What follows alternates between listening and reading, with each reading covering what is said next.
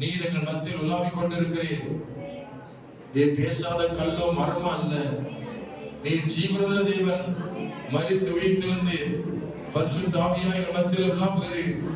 எங்கள் உள்ளத்தில் அவர் பேசுகிற தேவன். நாங்களுடைய வார்த்தை கேட்க நாங்கள் கடந்து வந்த எங்கள் செவிகளை திறந்தருளும். இயேசுவின் நாமத்தில் ஜெபிக்கிறோம் நல்ல பிதாவே, ஆமென். அல்லேலூயா. எல்லாரும் உட்காருவோம். தேவனுக்கு மகிமை உண்டாகட்டும். உங்க கையில செல்போன் இருந்தால் ஆஃப் பண்ணி வைங்கள். செல்போன் இடலா இருக்கும். தேவனுடைய வார்த்தை கேட்பதற்கு முன்பதாக நீங்கள் நன்ற புரிந்து கொள்ளுங்கள்.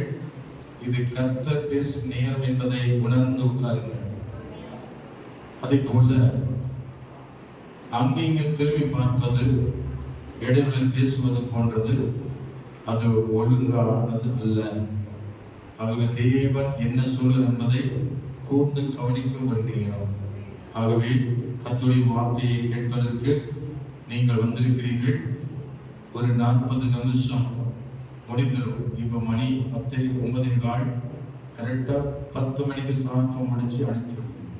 40 நிமிஷம் செய்தி, 10 நிமிஷம் ஜெபம் முடிவு, அவ்வளவுதான். 10 மணிக்கு உங்களை அனுப்பிடுவோம். அது வரைக்கும் ஒரு 40 நிமிஷம் செய்தி தான். இதற்குள்ள பல கோக்குமாக்க பண்ணிடாதீங்க. பேசலாம், சிந்தனை செலவு விட்டுறாதீங்க. ஆமென். அல்லேலூயா. எப்பொழுதும் ஆண்டவர் பேச மாட்டாரு, அவ்வளவுதான். ஒரு 40 நிமிஷம் பேசிட்டு பேசாம ஓட்டு போயிடுவார்.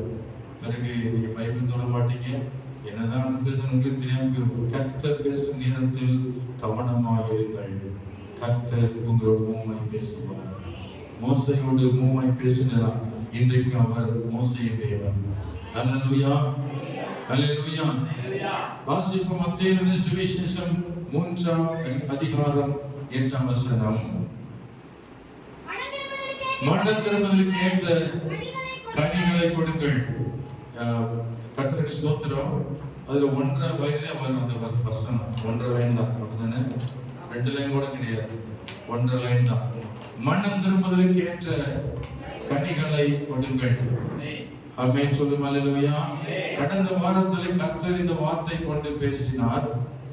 கடந்த வாரத்திலே நல்ல கனி எது என்றும் ஆவியின் கனியாகிய அன்பை பற்றி ஆண்டவர் நமக்கு வெளிப்படுத்தினார். அன்பை குறித்து நாம் தியானித்தோம். இன்று 2வது 3வது கனிகள், மொத்தம் 9 கனிகளிலே முதல் கனியை போன வாரத்திலே கர்த்தர் பேசினார். அதுக்கப்புறம் இன்றைக்கு 2 கனிகளை குறித்து ஆண்டவர் நம்மோடு பேசுவார். கலாத்தியர் 5ஆம் அதிகாரத்தில், கலாத்தியர் 5ஆம் அதிகாரத்திலே நாம் வாசித்தோம். ஆவியின் கனியோ அன்பு, சந்தோஷம், நிறுத்தம். ஆவியின் கனியோ அன்பு என்ற வார்த்தையை கடந்த வாரத்துல பார்த்தோம். அடுத்து 2 வார்த்தை வருது, சந்தோஷம், சமாதானம். இன்னைக்கு 2 வார்த்தையை நாம் தியானிக்கலாம். கர்த்தருக்கு ஸ்தோத்திரம். அல்லேலூயா சொல்லுவோம். அல்லேலூயா. நம்முடைய வாழ்க்கையில ஸ்தோத்திரம், தேவன் கொடுக்கிற ஆசீர்வாதங்களிலே சிறந்தது 3 காரியம் இருக்கு. அது இருந்தால் அவங்க தான் பணக்காரங்க. அப்படி சொல்லுமா? லட்சமாய் கோடி கோடியாய் பணம் வைத்திருக்கிறவர்கள் எல்லாரும் பணக்காரன் கிடையாது. இங்க சொல்லப்பட்ட கர்த்தர் கொடுக்கிறதான ஆவியின் கனிகளாகிய இந்த 2 கனிகள் இருக்கு. ஒன்று சந்தோஷம், சமாதானம், இன்னொன்று சுகம் என்ற வார்த்தை. இந்த 3 இருந்தால் அதுதான் அசையும் சொத்து, அசையா சொத்து. உங்கள்கிட்ட யாராவது அசையும் சொத்து இருக்கா அப்படின்னு கேட்டா நீ சொல்ல முடியுமா? அசையும் சொத்து, அசையா சொத்து என்ன? அசையும் சொத்து என்ன? அசைற சொத்துல நீங்க நடந்து போயிட்டு போது ஆண்டு சுகமா நடக்க வைக்கிறாரு. சந்தோஷம், சமாதானம், சுகம். இது அசைற சொத்து. அசையா சொத்து என்ன? அதுவே சொல்லுங்க. சந்தோஷம், சமாதானம், சுகம். இந்த 3 இருந்தால் அவர்களே பணக்காரர்கள். அல்லேலூயா சொல்லுவோமா? 3 இருந்தால் அவர்கள் தான் ஆசீர்வதிக்கப்பட்டவர்களா இருக்கிறாங்க. இந்த 3 தான் பிரச்சனையே நடக்குது. சந்தோஷம் இல்ல, சமாதானம் இல்ல. அனைவருக்கு தேசத்துல சமாதானம் இல்ல, குடும்பத்துக்குள்ள சமாதானம் இல்ல, தனிப்பட்ட வாழ்க்கையில சமாதானம் இல்ல. எதனால அப்படி? ஏன்? இயேசு கிறிஸ்து உங்களை அழைத்தது நோக்கம் என்ன? நீங்க சமாதானமாய் வாழத்தான். இயேசு உங்களை அழைச்சது நோக்கம் என்ன? சந்தோஷமா நீங்க வாழத்தான். துக்கமா இருப்பதற்கு அல்ல, வேதனையாய் வாழ்வதற்கு இயேசு உங்களை அழைக்கல. இயேசு உங்களுக்கு சமாதானம் தருகிறார். அல்லேலூயா. இயேசு உங்களுக்கு சந்தோஷத்தை கொடுக்கிறார். இயேசு உங்கள் சரீரத்துக்கு சுகத்தை கொடுக்கிறார். ஆண்டவர் உங்களுக்கு சந்தோஷத்தையும் சமாதானத்தையும் சுகத்தையும் கொடுத்து உங்களை தேசத்துல, சபையில, வேலை ஸ்தலத்துல உங்களை சாட்சியா வைக்கிறார். அல்லேலூயா. அல்லேலூயா. நமக்கு முக்கியமானது எதுன்னா இந்த ஆவின் கனி. நீங்கள் கனி கொடுத்தால் கர்த்தர் மகிழ்ச்சி அடைவார். நீங்க சந்தோஷமா இருப்பதும், சமாதானமா இருப்பதும், சுகமாய் இருப்பதும் கர்த்தருக்கு மகிழ்ச்சியை கொடுக்கிறது. ஆனால் சாத்தானுக்கு துக்கத்தை கொடுக்கிறது. நீங்கள் சமாதானமா இருப்பது யாருக்கு பிடிக்கல? நீங்க சுகமா இருப்பது யாருக்கு பிடிக்கல? நீங்க சந்தோஷமா இருப்பது யாருக்கு பிடிக்கல? அல்லேலூயா சொல்லுவோமா? அல்லேலூயா. சாத்தான் சமாதானத்தை கெடுக்கிறான். சாத்தான் உங்க சந்தோஷத்தை கெடுக்கிறான். சாத்தான் தேவன் கொடுத்த சுகத்தை திருடுகிறான். ஆகவே இதற்கு காரணம் என்ன? நீங்க தான் காரணம். பிசாசுக்கு நீங்கள் இடம் கொடுக்கிறதுனாலதான் என் இயேசு கொடுத்த சந்தோஷத்தையும் சமாதானத்தையும் சுகத்தையும் இழக்கிறீர்கள். நீங்கள் இடம் கொடுக்காமல் சமாதானம் உங்களை விட்டு விலகாது. நீங்கள் சாத்தான் இடம் கொடுக்காமல் தேவ கிருபை உங்களை விட்டு விலகாது. நீங்கள் இடம் கொடுக்காமல் சுகம் உங்களை விட்டு விலகாது. தேவன் என்றைக்கு அவரை ஏற்றுக்கொண்டு நீங்க ஞானஸ்நானம் எடுத்தீங்களோ அன்றைக்கு கர்த்தர் உங்களுக்கு சந்தோஷத்தையும் சமாதானத்தையும் சுகத்தையும் தந்து விட்டார். எத்தனை விசுவாசிங்க? அல்லேலூயா. அல்லேலூயா. அல்லேலூயா. அதுக்கப்புறம் நமக்கு நம்முடைய வாழ்க்கையில சந்திக்கிற பிரச்சனைகளும் போராட்டங்களும் தேவைகளும் சண்டைகளும் விவாதங்களும் நம்மை சந்திக்கும் பொழுது அவர் கொடுத்த சுகத்தையும் அவர் கொடுத்த சமாதானத்தையும் சந்தோஷத்தை இணைஞ்சிடும் இழந்துட்டு பிறகு துக்கமுள்ள குடும்பமாய் மாறிவிடுகிறோம். ஒரு மனுஷன் வாழ்க்கையில துக்கம் சந்தோஷமாய் மாறணும்னா இயேசு ஒருவர் தான் அதை மாற்ற முடியும். உங்க வாழ்க்கை சரீரத்துல வியாதி இருக்குன்னு சொன்னா அது டாக்டர் அல்ல, இயேசு ஒருவர் தான் சுகம் கொடுக்க முடியும். உங்க மனுஷன சமாதானமே இல்லைன்னு சொன்னா அது எந்த மனுஷனும் கொடுக்க முடியாது. உங்க பெற்ற தாய் தகப்பனும் சமாதானம் கொடுக்க முடியாது. உலக மனுஷனும் கொடுக்க முடியாது. இயேசு ஒருவர் தான் உங்களுக்கு சமாதானம் கொடுக்க முடியும். எப்பொழுதும் உங்களுக்கு சமாதானம் இல்லையோ, எப்பொழுதும் நீங்க சந்தோஷமா இல்லையோ, இயேசு விட்ட வாருங்கள், இயேசு கிட்ட ஓடி வாருங்கள். ஆமென் சொல்லுங்க. அல்லேலூயா, அல்லேலூயா. அவர் உங்களை சந்தோஷத்தினால் நிரப்புவார், அவருடைய சமாதானத்தினால் உங்களை நிரப்புவார், அவருடைய சுகத்தினால் நிரப்புவார். அல்லேலூயா. இந்த ஆவியின் கனிகள் சந்தோஷத்தை சமாதானத்தையும் நீங்கள் வெளிப்படுத்த வேண்டும். அப்பொழுதுதான் இயேசு உங்கள் மேல் பிரியமாய் இருப்பார். கை உயர்த்தி ஆமென் சொல்லுங்கள். சந்தோஷம் பொங்குதே, சந்தோஷம் பொங்குதே, சந்தோஷம் எங்கே பொங்குதே. அல்லேலூயா. இயேசு என்னை ரட்சித்தார், என்று என்னை மாற்றினார். சந்தோஷம் எங்கே பொங்குதே, சந்தோஷம் பொங்குதே, சந்தோஷம் பொங்குதே, சந்தோஷம் எங்கே பொங்குதே. அல்லேலூயா. இயேசு என்னை ரட்சித்தார், என்று என்னை மாற்றினார். சந்தோஷம் எங்கே பொங்குதே. ஆவியின் தீவுகள்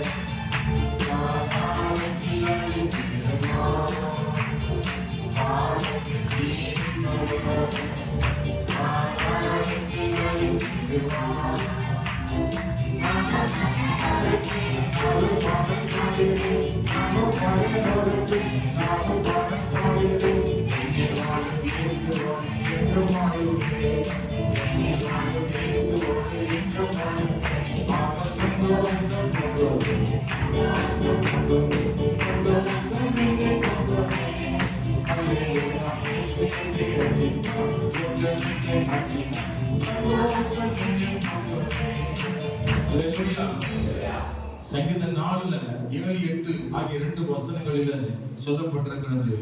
சொல்லப்பட்ட அந்த 3 ஆசீர்வாதம், ஒன்று சந்தோஷம், சமாதானம், சுகம். இந்த 3 தான் ஆவிக்குரிய பிள்ளைகள் வாழ்க்கையில் காணப்படுகிற ஆசீர்வாதம். வாழ்க்கையில பணம் இல்லாமல் இருக்கலாம், சொத்து இல்லாமல் இருக்கலாம், சொந்த பந்தம் இல்லாமல் போகலாம், வாழ்க்கையில் எதுவுமே இல்லை, நீங்க தனியாய் இப்படி வைத்துக் கொள்ளுங்கள். அப்படிப்பட்ட ஒரு வாழ்க்கையில இந்த 3 இருந்தால் நீங்கள் ஆசீர்வதிக்கப்பட்டிருக்கிறீர்கள். சங்கீதம் 4 7, 8 வாசிக்கிறோம். அவருக்கு தானியமும் திராட்சரசமும் பெரிய காலத்தில் சந்தோஷத்தை பார்க்கிலும் அதிக சந்தோஷத்தை என் இதயத்தில் தந்தை சமாதானத்தோடு படுத்துக் கொண்டு நித்திரை செய்வேன். கர்த்தாவே, நீர் ஒருவரே என்னை சுகமாய் தங்க பண்ணுகிறேன். 3 என்ற ஒருதான். இப்ப 2 வசனத்தை படிச்சு பார்த்தீங்க. ஒன்று, அவர்களுக்கு தானியமும் திராட்சரசமும் பெரிய இருக்கிற காலத்தில் சந்தோஷத்தை பார்க்கலும் அதிக சந்தோஷத்தை என் இருதயத்தில் தந்தேன். 2வது, சமாதானத்தோடு நான் படுத்துக்கொண்டு நித்திரை செய்வேன். கர்த்தாவே, 3வது, நீர் ஒருவரே என்னை சுகமாய் தங்க பண்ணுகிறேன். கர்த்தர் இல்லாமல் சுகமா தங்க முடியாது, கர்த்தர் இல்லாமல் நிம்மதியா வாழ முடியாது, கர்த்தர் இல்லாமல் சந்தோஷமா வாழ முடியாது. உங்கள் துக்கம் சந்தோஷமா மாறும். இயேசு விட்டு வரும்போது துக்கமாய் வருவீங்க, அவர் உங்களை ஆசீர்வதிச்சு அனுப்பும் போது சந்தோஷமா போவீங்க. இயேசு விட்டு வரும்போது வியாதியா வருவீங்க, அவங்களை ஆசீர்வதிச்சு அனுப்பும் போது சுகமாய் வீட்டுக்கு போவீங்க. இயேசு விட்டு வரும்போது பலவீனமா வருவீங்க, அவர்களை ஆசீர்வதிக்கும் போது பலவானாய் மாறி போவீங்க. ஹல்லேலூயா, ஹல்லேலூயா. இயேசு விட்டு வரும்போது தரித்திரமாய் வருவீங்க, அவர் விட்டு அவரை ஆசீர்வதிச்சு அனுப்பும் போது செழிப்போடு போவீங்க. இயேசு விட்டு வரும்போது கடனாளியா வருவீங்க, பல லட்சம் கடனோடு வருவீங்க. ஆனா உங்களை கடனிலிருந்து விடுவித்து உங்களை செழிப்புள்ள பிள்ளையா மாற்றுவார். ஹல்லேலூயா. இயேசு விட்டு வரும்போது குடும்ப பிரச்சனையோட வருவீங்க, ஆனா கர்த்தர் பிரச்சனையை மாற்றி குடும்ப சமாதானத்தை கொடுத்து அனுப்புவார். ஹல்லேலூயா. இயேசு சொன்ன வார்த்தை, என்னிடத்தில் வருகிற ஒருவனையும் நான் புறம்பே தள்ளுவதில்லை. யோவான் 16 20 முதல் 24 வரைக்கும் வாசிக்கிறோம். உங்கள் துக்கம் சந்தோஷமாய் மாறும். அடுத்த வார்த்தை யோவான் 16 அதிகாரம் 20 முதல் தொடர்ந்து 24 வரைக்கும். மெய்யாகவே மெய்யாகவே நான் உங்களுக்கு சொல்லுகிறேன், நீங்கள் அழுது புலம்புவீர்கள், உலகமோ சந்தோஷப்படும். நீங்கள் துக்கப்படுவீர்கள், ஆனால் உங்கள் துக்கம் சந்தோஷமாய் மாறும். அடுத்து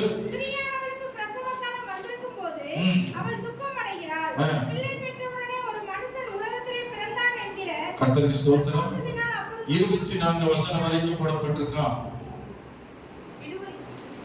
இதுவரைக்கும் நீ என் நாமத்தினால் ஒன்று நீங்க கேட்கல. கேளுங்கள் கேளுங்கள் அப்பொழுது உங்கள் சந்தோஷம் நிறைவாயிருக்கும்படி பெற்றுக்கொள்வீர்கள். இதுவரைக்கும் அவருடைய நாமத்தில் எதுவும் கேட்கல. ஆனா கேளுங்கள் அப்பொழுது உங்கள் சந்தோஷம் ஏற்கனவே இருக்கு கொஞ்சம் சந்தோஷம், இன்னும் இன்னும் நிறைவான சந்தோஷம் வேணும்னா இயேசு விட்டு வரணும். இயேசு சொல்றார், என்னிடத்தில் கேளு அப்பொழுது நிறைவான சந்தோஷத்தை பெற்றுக்கொள்வார். அல்லேலூயா. இயேசுவோடு கூட இணைந்து செயல்பட்டால், இயேசுவோடு கூட ஐக்கியமாக இருந்தால் கண்டிப்பா நீங்கள் நல்ல கனிகளை கொடுப்பீர்கள்.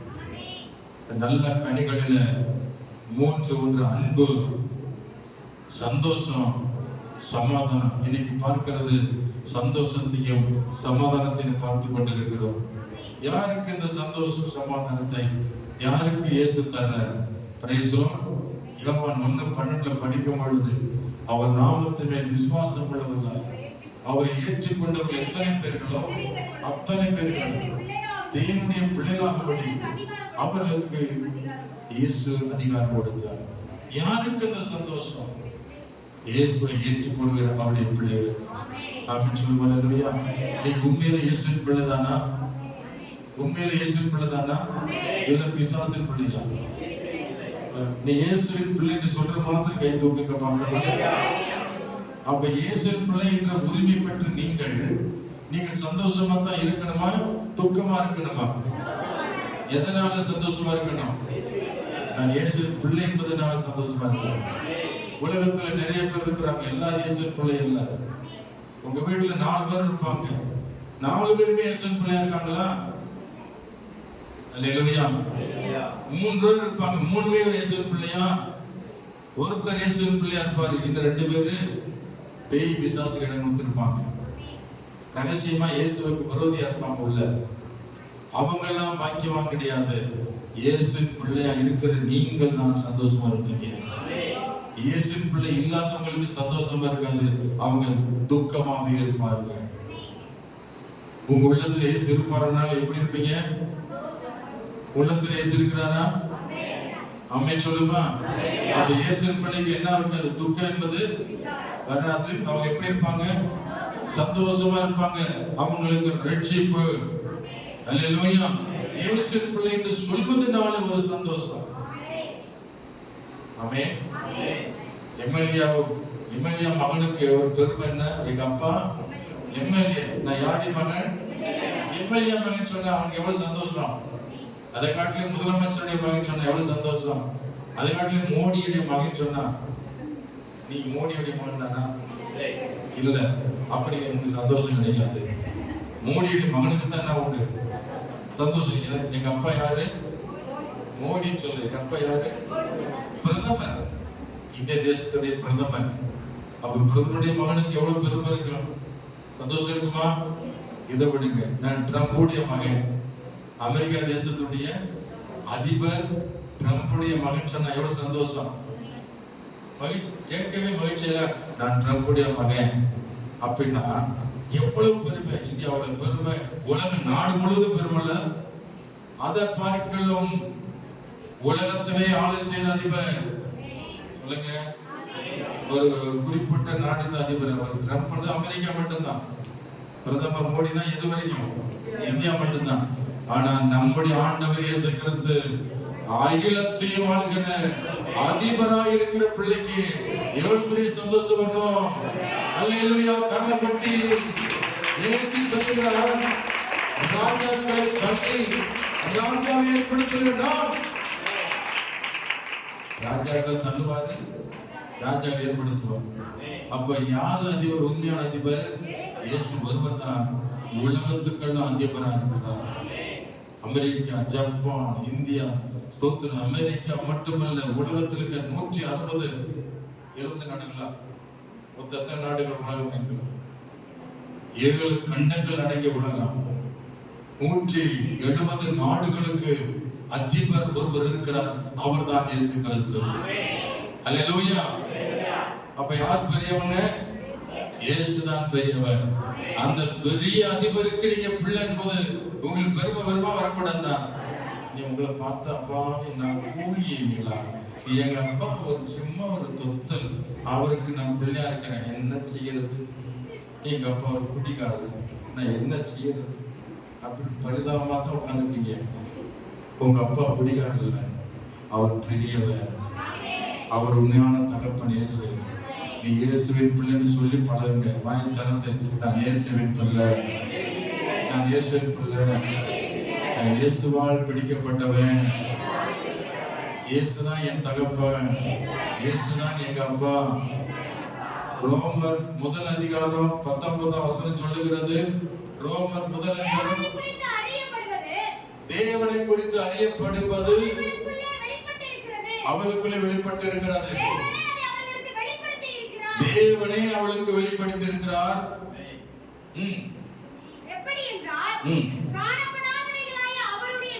ரோமர் 1:19 வாசிக்கலாம். அதுதான் வாச்சாங்களே. 8ஆம் அதிகாரத்தில் 14 முதல் 17 வரைக்கும் உள்ள வார்த்தைகள் சொல்லப்பட்டிருக்கிறது. மேலும் எவர்கள் தேவனுடைய ஆவியினால் நடத்தப்படுகிறார்களோ அவர்கள் தேவனுடைய புத்திரராய் இருக்கிறார்கள். அந்தபடி திரும்பவும் பயப்படுவதற்கு நீங்கள் அடிமைத்தனத்தின் ஆவியை பெறாமல் அப்பா பிதாவே என்று கூப்பிட பண்ணுகிற புத்திர சுவிகாரத்தின் ஆவியை பெற்றிருக்கிறீர்கள். இதுவரைக்கும் நீங்கள் இயேசுவின் பிள்ளையா இல்ல, அடிமைத்தனத்துல இருந்தீங்க. இப்போ இயேசுவின் பிள்ளைன்னு வந்துட்டீங்க. அவருடைய பிள்ளையா இருக்கிற உங்கள் அடிமைத்தனம் என்பது இல்லை, நீங்க சுதந்திரவாளியா இருக்கிறீங்க. அல்லேலூயா சொல்லுமா? ஆண்டவர் உங்களுக்கு வெளிப்படுத்தினார். அவர் யார் என்று உங்களுக்கு வெளிப்படுத்தினார். இன்றைக்கு அநேக ஜனங்களுக்கு இயேசு யார் என்று இன்னும் தெரியவில்லை, மறைக்கப்பட்டிருக்கிறது. இயேசு சீசரை பார்த்து சொன்னார், இது உலகத்துக்கு நான் வெளிப்படுத்தாம உங்களுக்கு நான் வெளிப்படுத்துகிறேன் என்று. அல்லேலூயா. கர்த்தர் உங்களுக்கு வெளிப்படுத்ததுனால நீங்கள் சந்தோஷப்பட்டு களி வரணும். நான் இயேசுவை அறியாவிட்டால் இன்னைக்கு நான் எப்படி இருப்பேன்? அறியாத கூட நான் இருளுக்குள்ள அவர்கிட்ட தூரமா போய் நான் ஒருவேளை செலுத்திருக்கலாம். ஆனா இயேசு என்னைக்கு வெளிப்படுத்துறதுனால இன்னைக்கு நான் இயேசுவின் பிள்ளையா அமர்ந்திருக்கேன். இயேசுவின் பிள்ளைன்னு சொல்வது எனக்கு பெருமை. அல்லேலூயா சொல்லுவோம். வெக்கமா பெருமையா? இயேசு நீ யார் பிள்ளைங்கிற பக்கத்துல பார்த்து நீ யாரு பிள்ளை? இயேசு பிள்ளை சொல்றாங்களா? யாரு பிள்ளை சொன்னா எங்க அப்பா பரமத்தேவ பிள்ளை சொல்றீங்களா? தான் எங்க அப்பா பேர் இயேசு. அப்பா பிதாவே என்று கூப்பிட பண்ணுற புத்திர சுவிதா ஆவியை தந்திருக்கிறார், உரிமையை கொடுத்துட்டாரு. நீங்க உரிமையோட இயேசப்பா அப்பான்னு கூப்பிடலாம். அவர் உங்கள் உரிமையோட மகனே என்று கூப்பிடலாம், மகளே என்று கூப்பிடுவார். இந்த பூமியில உங்களை பெற்ற தாய் தகப்பன் மரித்து விடுவார்கள். ஆனா இந்த இயேசு என்னன்னைக்கு மறிக்க மாட்டார். நாம சொல்லுவோம் அல்லேலூயா. அவர் என்னன்னைக்கு மறிக்காதவர், ஜீவனுள்ள தேவன், நம்முடைய தகப்பன். இப்படி சொல்வது நமக்கு சந்தோஷம் வரணும். அவளுக்கு தானியமும் ராட்சசமும் பெரிய காலத்து சந்தோஷம் அதிக சந்தோஷத்தை எனக்கு தந்தி. எதனால? அவரை அறிந்தபடி நான் எனக்கு சந்தோஷமாக இருக்கிறது. அல்லேலூயா, அல்லேலூயா. இரண்டாவது காரியம், இந்த சந்தோஷம் சமாதானம் யாருக்கு என்று பார்த்தால் ஏசாயா 53 4-5 வசனங்கள் வழியாய் ஆண்டவர் நம்மோடு பேசுறாரு. மெய்யாகவே அவருடைய பாடுகளை ஏற்றுக்கொண்டு நம்முடைய துக்கங்களை சுமந்தார். நாமோ அவர் தேவன் அடிபட்டு வாதிக்கப்பட்டு சிறுமைப்பட்டவர் என்று எண்ணினோம். நம்முடைய மேல் நிமித்தம் அவர் காயப்பட்டு நம்முடைய அக்கிரம நிமித்தம் அவர் நொறுக்கப்பட்டார். நமக்கு சமாதானத்தை உண்டு பண்ண ஆக்கினை அவர் மேல் வந்தது. தழுவலால் குணமாகிறோம். சுகமும் சமாதானமும் இயேசு நமக்கு தரார். நம்முடைய பாவங்களையும் நம்முடைய சாபங்களையும் சிலுவையில் அவர் சுமந்து விட்டார். அதனால நமக்கு என்ன உண்டாகுது? சமாதானம் உண்டாகுது, சுகம் உண்டாகுது. இயேசு நமக்காக சிலுவையில அவர் அடிக்கப்பட்டார். அவர் அடிக்கப்பட்டதுனால அவர் காயங்கள் பட்டார். அவருடைய தழும்புகளால் குணமாகிறோம். இயேசு நம்முடைய பாவங்களுக்காக அவர் விளையாடப்பட்ட ரத்தத்தை சிந்தினார். அந்த ரத்தத்தினால நம்முடைய பாவங்கள் கழுவப்படுகிறது. நம்முடைய சாபங்களை அவர் தலையில முள்முடி சூட்டப்பட்டவராய் அவர் சிலுவையில் தொங்கினார். நம்முடைய சாபங்களையும் நம்முடைய பாவங்களையும் அவர் சுமந்து தீர்த்து விட்டார். எனவே அவருடைய பிள்ளையாயிருக்கிற ஒவ்வொருடைய பாவங்களையும் மன்னிக்கிறார். பாவங்களை மன்னிச்சதான் நமக்கு என்ன உண்டாகும் சொல்லுங்க? மூன்றுமே யாருக்கு வருது சொல்லுங்க? பாவங்கள் சாபங்கள் விட்டு தொலைஞ்சாதான் என்ன கிடைக்கும்? சந்தோஷம், சமாதானம், சுகம். அது மூணு கிடைக்கும். பாவம் சாபம் உங்க வாழ்க்கையில இருக்குன்னா ஒருபோதும் நீங்கள் கனி கொடுக்க மாட்டீர்கள். பாவத்துக்குள்ளும் சாபத்துக்குள்ளும் இன்னும் வாழ்ந்தால் உங்க வாழ்க்கை சந்தோஷமா இருக்காது, சமாதானமா இருக்காது, சுகமாவும் வாழ மாட்டீங்க. பாவத்தை விட்டு எப்போ மனம் திரும்பி வெளியே வரீங்களோ அப்பொழுது இயேசுவின் பிள்ளையா இருப்பீங்க. இயேசு சொல்றாரு, அவர் நற்கிரியைகளெல்லாம் மன்னித்து, சங்கீதம் 103 3ஆம் வசனம் 4ஆம் வசனம் சொல்கிறது, அவர் நற்கிரியைகளெல்லாம் மன்னித்து உன் நோய்கள் எல்லாம் குணமாக்கி உன் பிராணன் அழுகிக்கு விலக்கி மீட்டு உன்னை கிருபையினாலும் இறக்கைகளால் முடிசூட்டி நன்மையினாலும் வாயை திருப்தியாக்குகிறார். கல்லுக்கு சமானமாய் வயது திரும்ப வாழ வயது போலாகிறது. ஒடுக்கப்படுகிற யாவருக்கும் கர்த்தர் நீதியையும் நியாயத்தையும் செய்கிறார். அல்லேலூயா சொல்லுவோமா? அல்லேலூயா, அல்லேலூயா. பாவத்தின் சம்பளம் என்ன தெரியுமில்ல? ரோமர் 6:23 வாசிக்கிற பாவத்தின் சம்பளம் மரணம். அந்த மரணத்தை இயேசு ஏற்றுக்கொண்டார். பாவம் செய்த நீங்கள் மரிக்க வேண்டியதில்லை. உங்கள் பாவத்துக்கு வர்ற தண்டனையை இயேசு சுமந்து கொண்டார். உன் மரணத்தை அவர் ஏற்றுக்கொண்டார். உன் துக்கத்தை அவர் ஏற்றுக்கொண்டார். உன் பாடுகளை அவர் ஏற்றுக்கொண்டார். இனி நீங்க துக்கமா இருக்க வேண்டியதில்லை, நீங்க நோயாளியா இருக்க வேண்டியதில்லை, நீங்க பேரவிடமா இருக்க வேண்டியதில்லை. எல்லாம் இயேசு சிலுவையில எனக்காக யாவும் செய்து முடித்து விட்டார். அல்லேலூயா, அல்லேலூயா, அல்லேலூயா. லூக்கா 15:10 வாசிக்கிறோம். லூக்கா 15:10 வாசிக்கிறோம். ஒரு பாவி மனம் திரும்பும் பொழுது பரலோகத்துல தேவ தூதருக்கு முன்பாக மிகுந்த சந்தோஷம் உண்டாயிருக்கிறது. ஒரு பாவி மனம் திரும்பினார், உங்கள் முகத்துல ஒரு பிரசன்னம் இருக்கும். உங்கள் பாவத்தை விட்டு மனம் திரும்பினால் உங்கள் இருதயத்துல ஒரு சந்தோஷத்தை உணர முடியும். நீ ஏதோ ஒரு பாவத்தை நீங்க செய்து கொண்டே இருப்பீர்களானால் அந்த பாவத்தின் நிமித்தம் நீங்க சுகமாய் வாழ முடியாது, சந்தோஷம் வாழ முடியாது, சமாதானம் வாழ முடியாது. எல்லாமே போயிடும். Praise the Lord. அப்ப இயேசு யாருக்கு சுகத்தை கொடுக்கிறாரு, யாருக்கு சமாதானத்தை கொடுக்கிறாரு, யாரை சந்தோஷம் வைக்கிறாருன்னா பாவத்திலிருந்து வெளியே மனம் திரும்பி வருகிறவங்களுக்கு பரலோக சந்தோஷம் வருது. மனம் திரும்பல் நிமித்தம் ஒரே பாவி நிமித்தம் தேவனுடைய தூதருக்குமாக சந்தோஷம் உண்டாயிருக்கிறது. பரலோக சந்தோஷப்பட்டா நீங்க சந்தோஷப்படுவீங்க. பரலோகம் துக்கப்பட்டா நீங்க துக்கமா தான் வாழ்வீங்க. ஆமென் சொல்லுமா? நீங்க எதை விதைக்கிறீங்களோ அதை தான் அறுப்புறோம். நான் சந்தோஷத்தை விதைச்சீங்கன்னா சந்தோஷமா இருப்போம். பாவத்தை விதைக்கிறோம், பாவத்தை செய்யணும்னா சந்தோஷமா இருக்க முடியாது. மனம் திரும்புங்கள், அப்பொழுது இந்த 3 சொத்தை நீங்க பெற்றுக்கொள்வீங்க. அல்லேலூயா சொல்லுங்க. அல்லேலூயா. எத்தனை பேர் சொல்றீங்க, நான் சந்தோஷமா இருக்க விரும்புறேன், சமாதானமா இருக்க விரும்புறேன், சுகமா இருக்க விரும்புறேன். இயேசுவால் கூடுமா கூடாதா? வியாதிந்து குணமாக்க முடியுமா முடியாதா?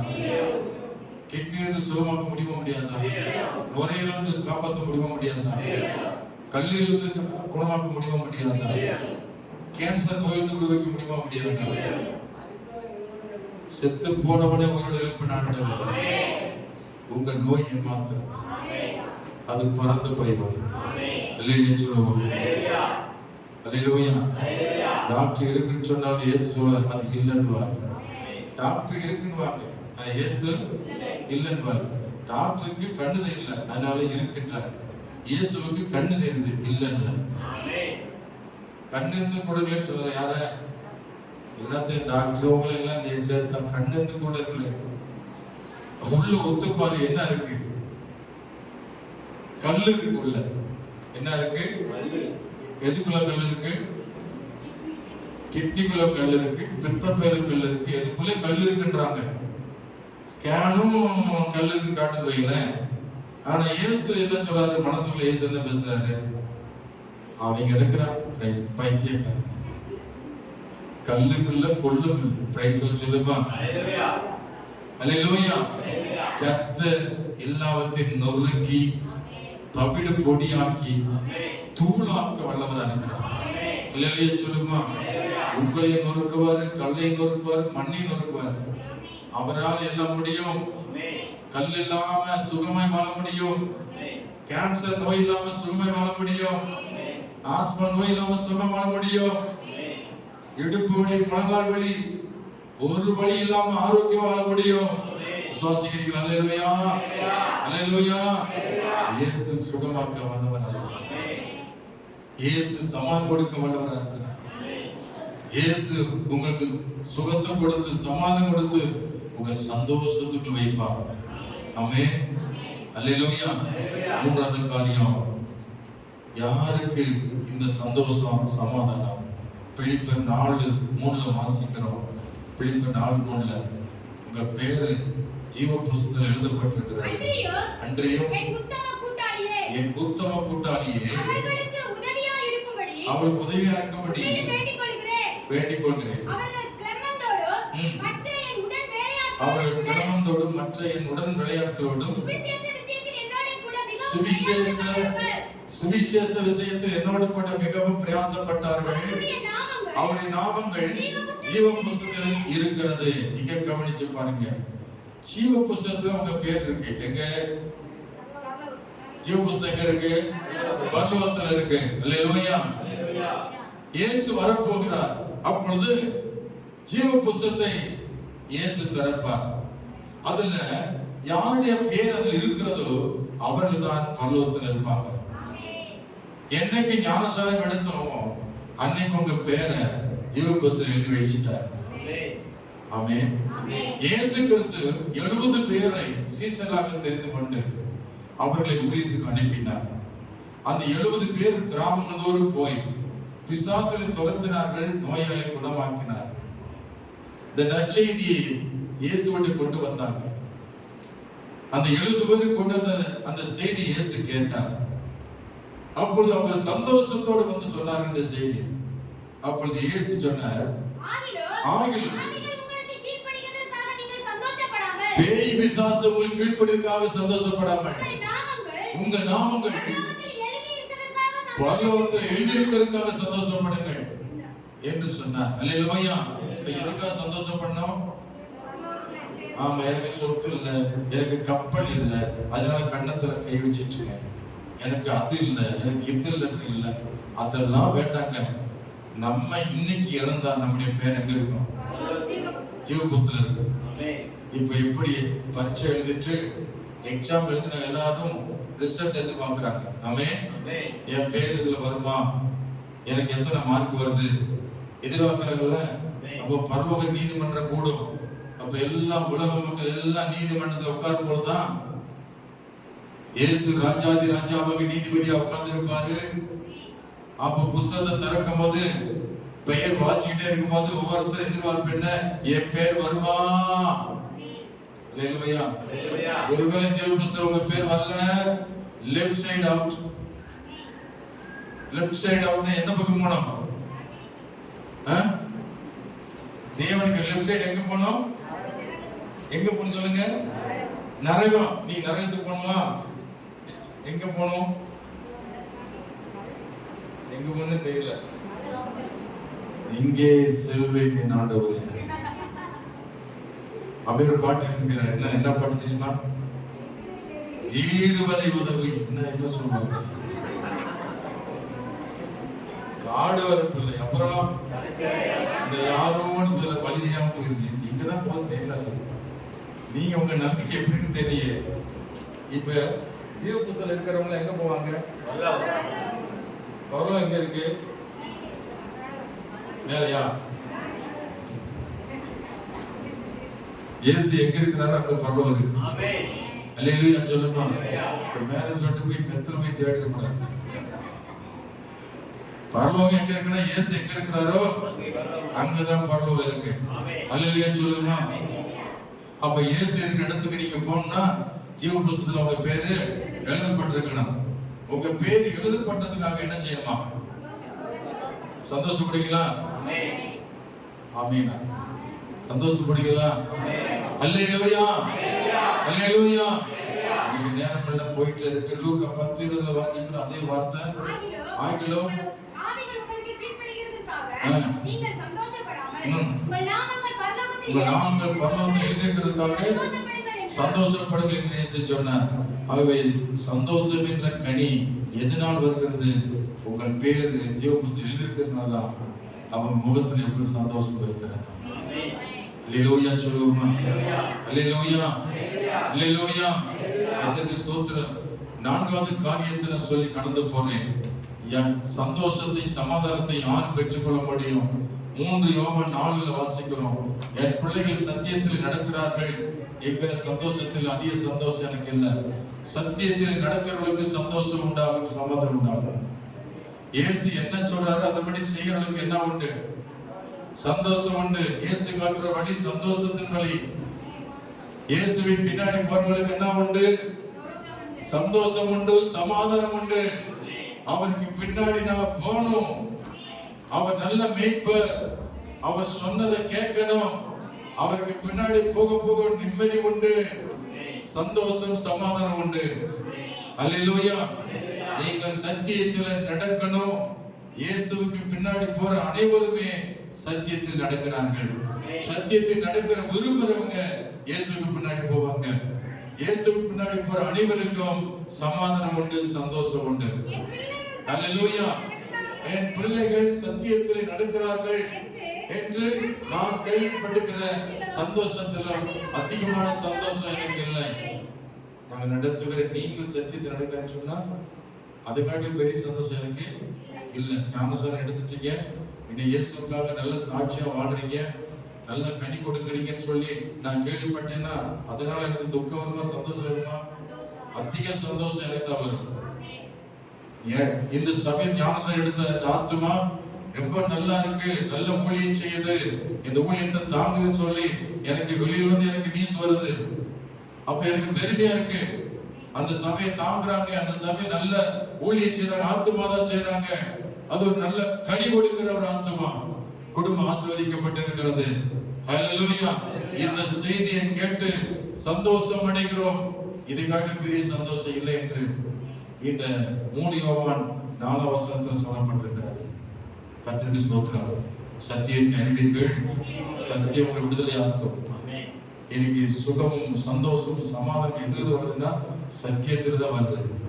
நீங்க சத்தியத்தில் நடக்கல, உங்களுக்கு சுகம் இருக்காது, சமாதானம் இருக்காது, ஒரு சந்தோஷம் இருக்காது. அதுல தெரிஞ்சுக்கலாம் நீ சத்தியத்தில் இல்லை, உன் இதயத்துல சத்திய வசனம் இல்லை. துக்கமா இருக்குன்னா நீ உலகத்தோட இருக்கீங்க, இயேசுப்பாவோட இல்லை. நீங்க உங்க முகத்தை பார்த்தாலே தெரிஞ்சிடும். சொல்வாங்கல்ல, மொசம் பிடிக்கிற நாய அகத்தின் அழகு அதான் நெத்தியில ஒட்டிருக்கேன்வாங்க. அது என்னது? அவன் இருதயத்தை என்ன நினைக்கிறானோ அது நெத்தியில ஒட்டி இருக்குமா? உங்க இருதயத்துல என்ன நிறைவோ அது வாய் பேசும். உங்க இருதயம் என்ன இருக்கு அது முகம் கண்ணாடியை போட்டு காட்டும். நீங்க சத்தியத்துல உள்ளத்துல இருந்தீங்கன்னா உங்க முகத்துல தெரிஞ்சு சந்தோஷமா இருப்பீங்க. சத்தியமே இல்லை, வெறும் இருதயமா இருக்குன்னா கண்டிப்பா துக்கமா தான் தெரிவிங்க. ஆமென். அல்லேலூயா. சத்தியத்தை அறிவீர்கள், சத்தியம் உங்களை விடுதலையாக்கும். கர்த்தர் உங்களை நிச்சயமாய் சந்தோஷமாய் மாற்றுவார், சமாதானமாய் மாற்றுவார். நீங்கள் சுகமாய் இருப்பீர்கள். கடைசியாக நான் சொல்லி முடிக்கிறேன், ஜெபிப்பவர்களுக்கு இந்த சந்தோஷம் சமாதானம் கிடைக்கும். பிலிப்பு 4 அதிகாரம் 4 முதல் 7 வரைக்கும் பார்க்கிறோம். நேரம் ஆயிடுச்சு, முடிக்கிற நேரம் 10 நிமிஷம் தான் இருக்கு. நான் சொன்ன நேரம் கர்த்தருக்குள் எப்பொழுதும் சந்தோஷமா இருங்கள், சந்தோஷமா இருங்கள் என்று மறுபடியும் உங்களுக்கு சொல்லுகிறேன். உங்கள் சாந்த குணம் எல்லா மனுஷனுக்கும் தெரிந்திருப்பதாக. கர்த்தர் சமமாய் இருக்கிறார். நீங்கள் ஒன்றுக்கும் கவலைப்படாமல் எல்லாவற்றையும் குறித்து உங்கள் விண்ணப்பங்களை ஸ்தோத்திரங்களுடைய ஜெபத்தினால் வேண்டினாலும் தேவனுக்கு தெரியப்படுத்துங்கள். அப்பொழுது எல்லா புத்திக்கு மேலான தேவ சமாதானம் உங்கள் இருதயங்களை உங்கள் சிந்தைகளை கிறிஸ்து இயேசுக்குள்ளாய் காத்துக்கொள்ளும். நிறைய பேர் போன்ல பாஸ்டர் ஜெபம் பண்ணுங்க. இப்ப இந்த சபைக்கு வந்திருக்க எத்தனை போன்ல ஜெபம் பண்ணி ஜெபம் ஆகிறீங்க சொல்லுங்க பார்க்கலாம். போன்ல ஜெபம் பண்ணிருக்கீங்களா? ஜெபம் ஆகிருக்கீங்களா? சாட்சி சொல்லிருக்கீங்களா? போன்ல ஜெபம் பண்ணாரு நான் சுகம் கிடைச்சது சொல்லிருக்கேன். நினைக்காது இந்த பிலிப்பியர் 4 என்ன சொல்லப்பட்டு அதன்படி நான் ஜெபம் பண்ணேன். அப்போ எல்லா புத்திக்கு மேலான தேவ சமாதானமும் உங்கள் இருதயங்களே உங்கள் சிந்தைகளை கிறிஸ்துவை காத்துக்கொள்ளும். நீங்கள் கண்களை மூடி ஜெபித்தால் இயேசு உங்களுக்கு சமாதானம் கொடுப்பார். கை வைத்தி அமைச்சர் உலகம் கொடுக்கிற சமாதானம் பரலத்திலிருந்து வருது சமாதானம். ஆண்டவரே எனக்கு நிம்மதி இல்லாம வாழ்றேன், எனக்கு சமாதானம் கொடுங்கப்பா. யோவான் 16:12 வாசிக்கிறேன். நாமத்தினால் நீங்க எதை கேட்டாலும் நான் உனக்கு தருவேன் சொன்ன ஆண்டவர். நீங்க கண்களை மூடி முழங்கால் போட்டு பெண்களா இருந்தா முக்காடு போட்டு ஜெபம் பண்ணணும். பெண்களா இருந்தா முக்காடு போட்டு ஜெபம் பண்ணணும். இல்லையே சொல்லுமா? ஆண்களா இருந்தா முக்காடு பண்ணிட்டு இல்ல. பெண்கள்ல முக்காடு போட விட்டால் உங்களுக்கு என்ன வேணும் சொல்லுங்க. பெண்கள் முக்காடு போட்டு ஜெபம் பண்ணினா தலைமுடியை மொட்டை அடிக்க வேண்டும். கைவிழுது மொட்டை அடிக்கணும்னா நீங்க முக்காடு போட வேண்டாம். இல்ல பாஸ்டர் எனக்கு முடிதான் எனக்கு முக்கியம்னா முக்காடு போட்டுங்க. இல்லையே சொல்லுமா? தேவ சமூகத்துல வரும்போது கர்த்தருக்கு பயப்படும் பயம் உங்கள் முக்காடு தான் குறிக்கும். ஆமென் சொல்லுமா? அல்லேலூயா. அப்ப ஜெபம் எப்போ பண்ண போறீங்களோ அப்போ உடனே ஒரு பாயை விரிக்கணும். பெண்கள் ஜெபம் பண்ணும்போது என்ன செய்யணுமா? முக்காடு போட்டு தேவ சமூகத்தில் போய் கை கூப்பி ஆண்டவரே என் குடும்பத்துல சமாதானம் கெட்டு போய் கிடக்கு, எனக்கு நிம்மதி இல்லாம இருக்கு, ஆண்டவரே உங்களுடைய சமாதானத்தை போட்டுங்கப்பான்னு சொல்லி ஸ்தோத்திரம் பண்ணி அவருக்கு தெரிவித்தால் அந்த ஒரு நிமிஷத்துல உங்க இருதயத்துல சமாதானத்தை உணர்வீங்க.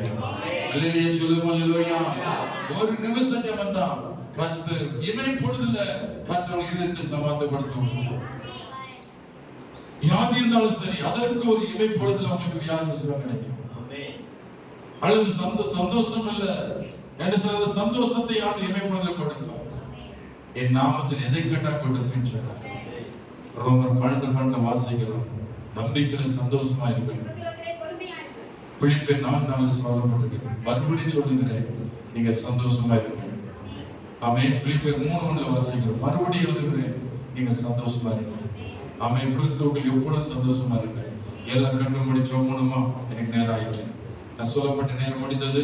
எல்லாம் கண்ணு முடிச்சோம். எனக்கு வாழ்க்கையில சந்தோஷமே இல்லைன்னு வந்திருக்கிறாங்க, நிம்மதி இல்லாம வந்திருக்கிறேன், சரீரத்துல வியாதியோடு வந்திருக்கிறேன். அவங்க மட்டும் கை தூக்குங்க, ஒழுங்கா போட முடிந்தெல்லாம் முடியலன்னா நின்றுங்க. உங்களை ஆண்டு சந்திக்க வருவார்.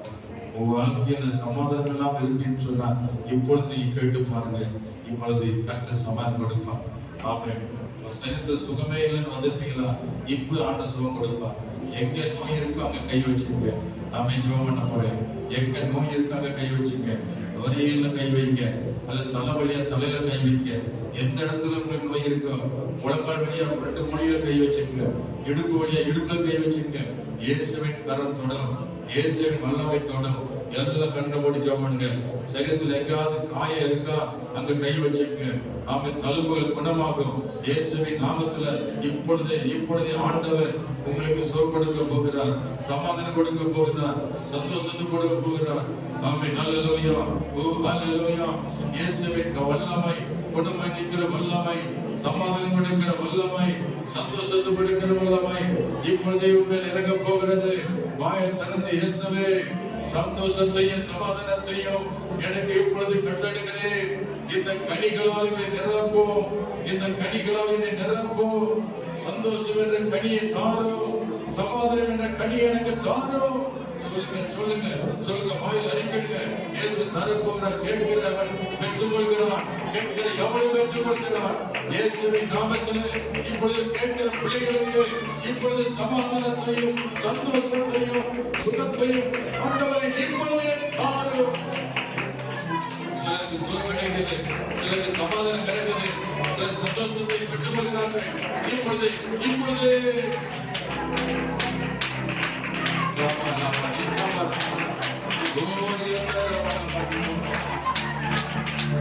இயேசுவின் நாமத்தில் அற்புதம் நடக்கிறது, அதிசயம் நடக்கிறது. ஆமென், ஆமென், ஆமென், ஆமென். ஹல்லேலூயா,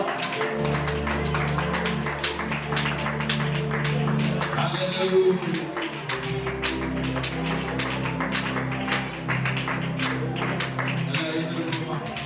சர்வ வல்லவர் சொந்தமானார், சாமி வென்றவர் என் ஜீவனானார். சர்வ வல்லவர் என் எஜமானன், சாமி வென்றவர் என் மனவாளர். ஆஹா, இது அதிசயம்தானே, இது உண்மைதானே. ஆஹா, இது அதிசயம்தானே, இது உண்மைதானே. சர்வ வல்லவர் சொந்தமானார், சாமி வென்றவர் என் ஜீவனானார். சர்வ வல்லவர் என் எஜமானன், சாமி வென்றவர் என் மனவாளன். அன்பு கொண்டே ஒரு புதையல் பெற்றுக் கொண்டே ஒரு பொக்கிஷம். அன்பு கொண்டே கொண்டே ஒரு பொக்கிஷம். இயேசுதான் என் ரட்சகர், இயேசுதான் என் ராஜா, இயேசுதான் என் ரட்சகர், இயேசுதான் என் ராஜா. சர்வ வல்லவர் சொந்தமானார், சாமி வென்றவர் என் ஜீவனானார். சர்வ வல்லவர் சாமி வென்றவர் என் மனவாளன். சந்தோஷமும் சமாதானமும் எங்களுக்கு உண்மையா. சந்தோஷமும் சமாதானமும் எங்களுக்கு உண்மையா. பாவமெல்லாம் போக்கிவிட்டார், பயங்களெல்லாம் நீக்கிவிட்டார். பாவமெல்லாம் போக்கிவிட்டார், பயங்களெல்லாம் நீக்கிவிட்டார். சர்வ வல்லவர் சொந்தமானார், சாமி வென்றவர் என் ஜீவனானார். சர்வ வல்லவர் என் எஜமானன், சாமி வென்றவர் என் மனவாளன். பரலோகத்தில் எனது பெயர் இலகுவிட்டார் என் இயேசு. பரலோகத்தில் எனது பெயர் இலகுவிட்டார் என் இயேசு. என் வாழ்வில் நோக்கமெல்லாம் இயேசுவுக்காய் வாழ்வதுதான். என் வாழ்வில் நோக்கமெல்லாம் இயேசுவுக்காய் வாழ்வதுதான். சர்வ வல்லவர் சொந்தமானார், சாமி வென்றவர் என் ஜீவனானார். சர்வ வல்லவர் என் எஜமானன், சாமி வென்றவர் என் மனவாளன். ஊரெல்லாம் சொல்லிடவே உலகமெல்லாம் பறைசாற்றவே. நான் ஊரெல்லாம் சொல்லிடவே உலகமெல்லாம் பறைசாற்றுவே. ஜீவிக்கிறார் என் இயேசு, சீக்கிரமாய் வந்திடுவார். ஜீவிக்கிறார் என் இயேசு, சீக்கிரமாய் வந்திடுவார். சர்வ வல்லவர் சாமி வென்றவர் என் ஜீவனானார். சர்வ வல்லவர் என் எஜமானன், சாமி வென்றவர் என் மனவாளன். ஆஹா, இது அதிசயம்தானே, இது உண்மைதானே. ஆமென்.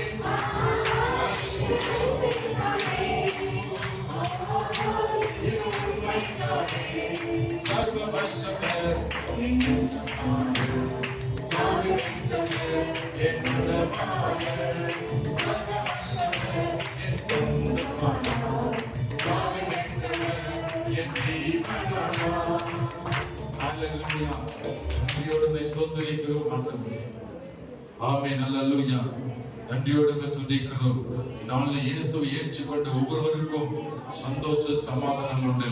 எல்லாம் ஜெபம் ஆண்டவரே, எனக்கு உங்க சந்தோஷ சமாதானம் எனக்கு தேவை. ஆமென் ஆண்டவரே. ஹalleluya. என் பாவங்களையும் சாபங்களையும் நீர் மன்னித்ததினால எனக்கு சமாதானம் உண்டு, சந்தோஷம் உண்டு. என் பேரை ஜீவ புஸ்தகம் எழுதியிருக்கிறதுனால சந்தோஷம் உண்டு. சத்தியத்தில் நடப்பதனால எனக்கு சமாதானம் உண்டு, சந்தோஷம் உண்டு. நான் ஜெபிப்பதனால எனக்கு சந்தோஷம் உண்டு, சமாதானம் உண்டு. ஒப்பு கொடுக்கிறவர்களுக்கு சமாதானம் உண்டு, சந்தோஷம், சரீர சுகம் உண்டு. கர்த்தர் நிச்சயமாய் உங்களை ஆசீர்வதித்து அனுப்புகிறார். உன் வேதனையிலிருந்து விடுவித்து, உன் நோயிலிருந்து குணமாக்கி, உன் ஆத்துமாவை ரட்சித்து, உன் சந்தோஷத்தை தந்து, சமாதானத்தை தந்து, சுகம் தந்து அனுப்புகிறார். மார்க் 5:34 வாசிக்கிறார். உன் விசுவாசம் உன்னை ரட்சித்தது, நீ சமாதானத்தோடு போய் உன் வேதனை நீங்க சுகமாயிரு என்று சொல்லி இயேசு உன்னை ஆசீர்வதித்து அனுப்புகிறார். நன்றி ஆண்டவரே, நீர் எங்களை ஆசீர்வதிப்பதற்காக உங்களுக்கு ஸ்தோத்திரம். இங்க வந்திருக்கிற ஒவ்வொருவரையும் ஆசீர்வதியும். கேட்ட சாத்தியத்தின்படி ஆண்டவரே ஆவியின் கனிகளால் நிரம்பியிருக்கும்படி செய்யுங்கள். சந்தோஷ சமாதானம் என்ற கனிகள் நிறைந்திருக்கும்படி செய்யும்படி நாங்கள் ஜெபம் பண்ணுகிறோம். இயேசுவின் நாமத்தில் ஜெபிக்கிறோம் நல்ல பிதாவே. ஆமென். என் ஆத்துமாவே கர்த்தரை ஸ்தோத்திரி, என் முழு பரிசுத்த நாமத்தை ஸ்தோத்திரி. என் ஆத்துமாவே கர்த்தரை ஸ்தோத்திரி, அவர் செய்த சகல வல்லமையை. ஆமென்.